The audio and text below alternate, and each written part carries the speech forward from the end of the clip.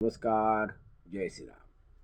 मंडळी, एक जण असं नुकतंच म्हणाला की गांधीजी हे सनातनी होते, गांधी जातीव्यवस्था मानणारे होते. म्हणजे थोडक्यात त्याचं म्हणणं असं होतं, गांधी प्रतिगामी होते, नथुराम पुरोगामी होता. ह्याचं कारण त्याचं म्हणणं, गांधीजींचं लिखाण 38 सालचं लिखाण, 35 सालचं लिखाण, त्यांची उद्गार, चातुर्वर्ण्याविषयीचे उद्गार, नथुराम उलटा पुरोगामी होता.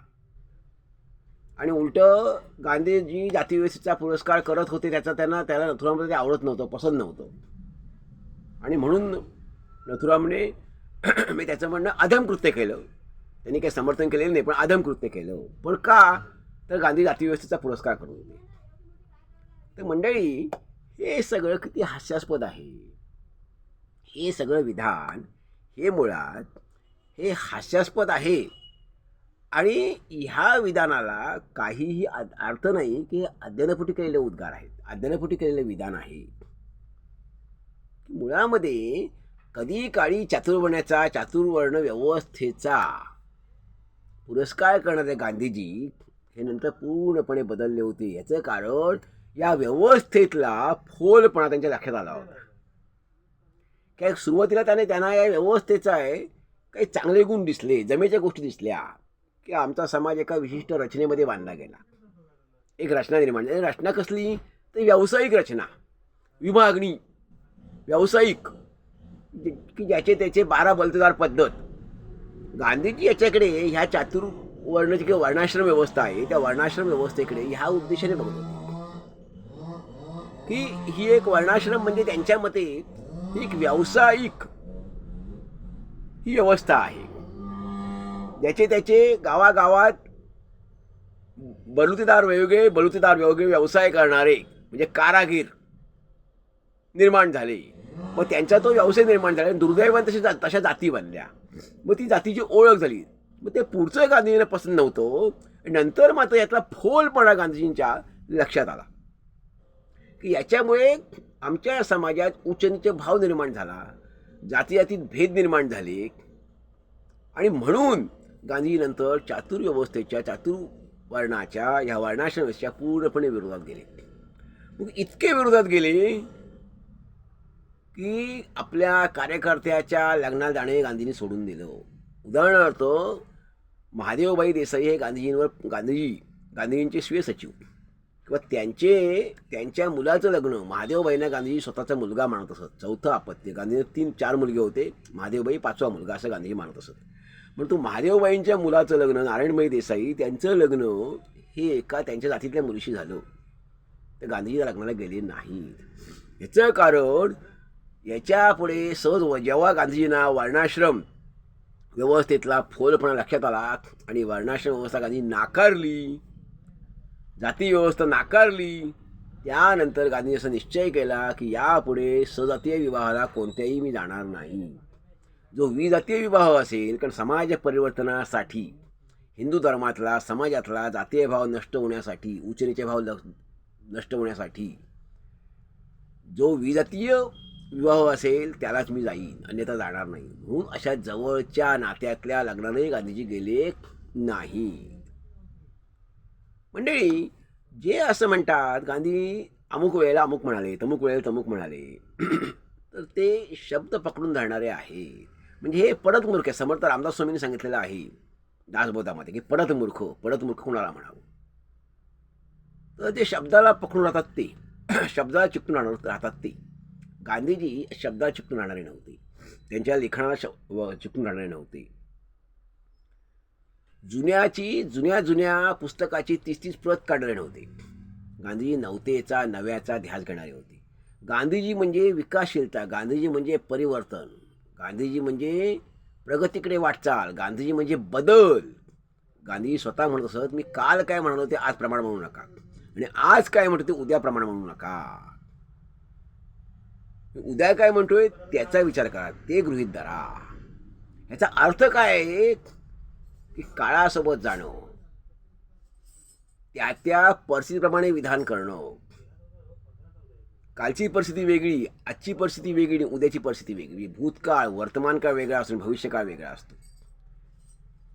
त्यामुळे माझं भविष्यातलं विधान असेल एखाद्या विषयासंदर्भातलं ते तुम्ही गृहीत धरा. त्यामुळे गांधीजी यांनी जी काही समजा पूर्वी विधानं केली असतील ती स्वतः त्यांनी प्रमाण मानलेली नाही आहेत. उदाहरणार्थ गांधीवाद नावाची गोष्ट सुरुवातीला गांधीजी असं म्हणाले होते 1922 साली की गांधीवाद नावाची गोष्ट अस्तित्वात नाही.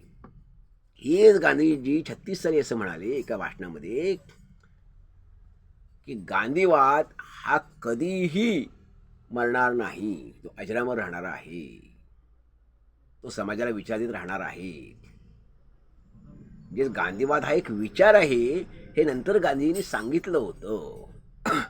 म्हणजे 21-22 साली गांधीजी म्हणाले ते बरोबर 14 वर्षांनी गांधीजी 15 वर्षांनी गांधीजी तिथे वेगळं म्हणाले. आचार्य विनोबा गांधीजींविषयी हेच सांगतात की गांधीजी नवनवीन पुस्तकाची प्रत काढणारे होते, जुनं ते सोडून देणारे होते, जुन्यातलं चांगलं वेचून घेणारे होते, ते ठेवणारे होते, आपल्या जो बाळगणारे होते, ज्याचा समाज ज्याच्यात आहे ते ठेवणारे होते. पण ज्या समाजाचं हित नाही आहे, भविष्य का उज्ज्वल असणार नाही आहे आणि जे समाजाला उपयोगी ठरणार नाही आहे ते गांधीजी सोडून देणारे होते आणि नव्याचा ध्यास घेणारे होते. काळानुरूप नवा विचार देणारे होते, परिस्थितीनुरूप नवा विचार देणारे होते. तेव्हा अमुक तुम्ही पोथी काढाल आणि हे असं असं गांधींनी त्यावेळी म्हटलं होतं. अरे कधी म्हटलं होतं गांधीजींनी असं? अर्थात ते विधानाचा अर्थ काय आहे? 38 साली त्यांचं म्हणणं गांधीजींनी जातीव्यवस्थेविषयी असं असं म्हटलं होतं. अरे त्याचा त्या वाक्यांचा अर्थ काय आहे? तुम्ही कुठल्या चष्म्याने त्या वाक्यांकडे बघताय? तुम्ही जसा अर्थ लावाल तसं तुम्हाला अर्थ मिळणार आहे. उदाहरणार्थ गांधीजींनी एक वाक्य म्हटलं होतं, एक ओळ अशी आहे की धर्मासंदर्भात वक्तव्य करताना सर्व धर्मांसंदर्भात गांधीजी कुठल्या धर्माच्या बाजूचे नव्हते, कुठल्या धर्माच्या विरोधात नव्हते. पण त्याने असं म्हटलं होतं की जगातले सगळे धर्म हे एका विशिष्ट मर्यादेपर्यंत चांगले आहेत. हे गांधींचं वाक्य. आता हे जर आपण म्हटलं तर गांधींचं असं म्हटलं पाहिजे वाक्य, गांधींनी सगळ्या धर्मांचं कौतुक केलेलं आहे. अर्धवट ऐकून पुढचं वाक्य काय आहे? पुढचं वाक्य काय? विशिष्ट काय म्हटले गांधीजी? काय म्हणाले गांधीजी? तर जगातले सर्वच धर्म एका विशिष्ट मर्यादेपर्यंत चांगलेच आहेत. परंतु पुढचं वाक्य काय आहे? ह्याचा अर्थ काय निघतो? जगातले सगळे धर्म एका विशिष्ट मर्यादेनंतर वाईट आहेत असा अर्थ. परंतु ते अर्धवाक्य गांधीजी बोलले नाहीत, पण आम्ही ते अर्धवाक्य धरून बसणार आहोत आणि आम्ही पुढचं तसं अर्धवट वाक्य त्यांचा प्रचार करणार आहोत. तेव्हा गांधीजी हे काळ वेळ परिस्थिती बघून विधानं करत असत. आपल्या जुन्या वक्तव्यांनी ते चिकटून राहत नसत आणि काळ परिस्थिती देश धर्म जात ह्या सगळ्याचं पलीकडचं व्यक्तित्व म्हणजे गांधी. उद्याच्या जगाचे अधोरीव, नव्या जगाचे अधोरीव म्हणजे गांधी. नवा विचार म्हणजे गांधी, विकासशीलता म्हणजे गांधी, परिवर्तन म्हणजे गांधी, बदल म्हणजे गांधी. तर तुम्ही पोथ्या घेऊन बसाल आणि गांधीजी असं असं त्यावेळेला असं म्हणाले, असं होत नाही. उलट गांधीजी नवा विचार, वेगळा विचार स्वीकारणारे होते.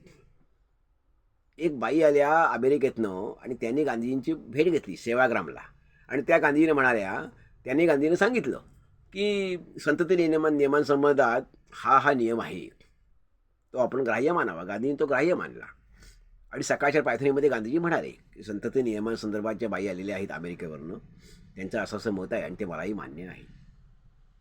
ते प्रार्थना झाल्यानंतर विनोबा उठले, गांधीजीजवळ गेले आणि विनोबाने सांगितलं की तुम्ही जो म्हणताय बाईंनी सांगितलेला नियम तो मला चुकीचा वाटतोय, तो माझं संत नियमासंदर्भात हे मत आहे. गांधीजींनी लगेच त्याला अनुमती दिली. गांधीजी म्हणाले, विनोबा तुझंच म्हणणं बरोबर आहे, मी माझं विधान मागं घेतो. उद्या प्रार्थनेमध्ये तू ये आणि तू सांग हे मत तुझं. विनोबा म्हणाले, बापू मी नाही सांगणार, तुम्हीच सांगायचं आहे. मग गांधीजींनी दुसऱ्या दिवशी प्रार्थनेमध्ये सांगितलं की माझं मत मी सांगतोय ते मागे घेतो. संतती नियमासंदर्भात मी जे सांगितले विचार ते मी मागे घेतो. विनोबांचे विचार हेच बरोबर आहे. एवढा मनाचा उमदेपणा गांधीजींकडे होता, मनाचा मोठेपणा गांधीजींकडे होता. ते स्वतःच्या विचारांशी घट्ट असे नव्हते, ठाम राहणारे नव्हते, स्वतःचा विचार धरून बसणारे नव्हते. त्यांचं मन मोकळं होतं. तेव्हा गांधीजींचे विचार त्याला अभ्यास करायचा आहे. त्याला स्वतःचं हृदय किंवा स्वतःचं मन हे मोकळं ठेवावं लागेल. स्वतःच्या मनाची कवाडं, दारं ही उघडी ठेवावी लागतील, खुली ठेवावी लागतील आणि मोकळ्या मनाने त्याला गांधीजींचा विचार किंवा गांधी विचार आत्मसात करावा लागेल, त्याचा अभ्यास करावा लागेल. कारण गांधी हे व्यक्तिमत्व आहे, ते कशात मावणारं नाही आहे, ते कशातही मावणारं नाही आहे. ते सगळ्या सीमारेषा पार करणारं आहे. ते 40 साली अमुक म्हणाले म्हणून प्रमाण म्हणू नका. ते जाण्याच्या आदल्या दिवशी काय म्हणाले हे प्रमाण माना. असं अनेक गोष्टीत गांधींचं झालेलं आहे, अनेक गोष्टी झालेल्या आहे. आणि दुसरी गोष्ट की आपण त्या गोष्टींकडे कशा नजरेने बघतो, कुठल्या दृष्टीने बघतो, त्याचा अर्थ वेगळा असतो. जाती व्यवस्थेसंदर्भातलं एखादं विधान गांधींचं त्या त्या परिस्थितीनुसार असणार आहे, त्या परिस्थितीनुरूप असणार आहे आणि त्याला अर्थही त्यावेळेचा व्यापक अर्थ असणार आहे. आपण आज जर तो अर्थ काढू तर तो अर्थ त्याला लागू होणार नाही, लागू ठरणार नाही, मग आपल्याला ते संकुचितच वाटणार आहे. त्यामुळे गांधीजी त्या अर्थाचं वाक्य बोलले, त्याला वेगळं परिमाण असणार आहे. आपण तिकडे बघताना वेगळा चष्मा लावून बघतो. त्यामुळे आपण म्हणतो नाही, गांधी जाती व्यवस्थेच्या बाजूने होते आणि नथुराम पुरोगामी होतात. नथुराम पुरोगामी होता हे हास्यास्पद आहे. गांधीजींना जेवढा नथुरामने त्रास दिलेला, नथुरामवादींनी त्रास दिलेला आहे तेवढा कुणालाही त्रास दिलेला नाही.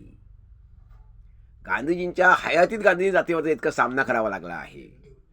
आणि एकच असं मनुष्य आहे का हयातीनंतरही अद्याप त्रास भोगावा लागणारे गांधीजी आहेत की जातीयवादाने, नथुरामवाद्यांनी गांधींची पाठ अद्यापही सोडलेली नाही.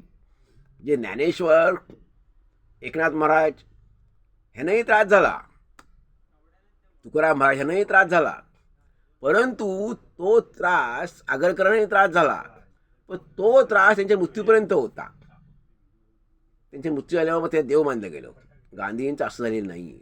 ह्या जातीयवाद्यांनी किंवा जातीयवादाने, नथुरामवाद्यांनी गांधींचा पाठ सोडलेली नाही. ते गेल्यानंतरही अद्यापही त्यांची पाठ धरणं सुरू आहे, त्यांची बदनामी सुरू आहे. म्हणून मग अशी संकुचित दृष्टिकोनातून, संकुचित चष्म्यातून अर्धवट अभ्यास करून, अर्धवट अर्थ घेऊन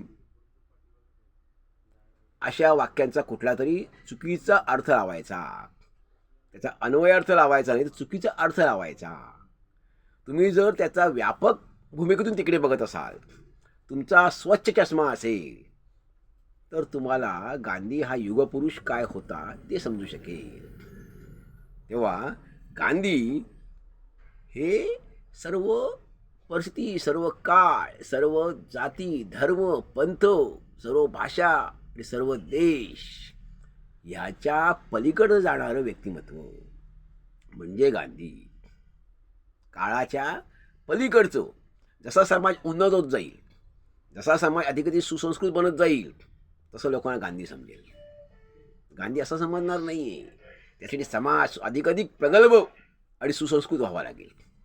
समाज जसा सुसंस्कृत होईल, प्रगल्भ होईल, तसाच समाज परिपक्व होईल, तसाच गांधी आत्मसात करता येईल आणि तसेच गांधी लोकांना समजतील. त्यासाठी काही काळ हा निश्चित जावा लागणार आहे.